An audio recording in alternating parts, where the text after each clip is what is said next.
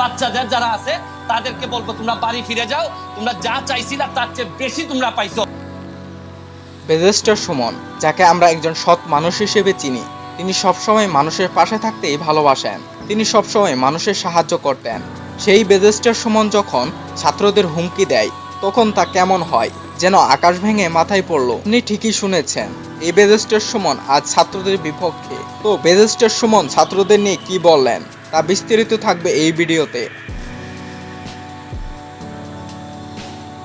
Barrister Suman এক সম্মেলনে গিয়ে ছাত্রদের উদ্দেশ্য বলেন, ছাত্ররা যা চেয়েছে তার চেয়ে বেশি পেয়েছে, তাই তাদের ঘরে ফেরা উচিত। যদি এতে তারা না মানে তাদের বিরুদ্ধে সরকার আরো কঠোর হবে। তিনি আরো বলেন, আমি সর্বক্ষণ এই সরকারের পাশে থাকব এবং সরকারকে সাহায্য করব। সত্যি কথা বলতে ব্যারিস্টার সুমনের এমন কথা শুনে অনেকেই তাকে নিন্দা জানাচ্ছেন।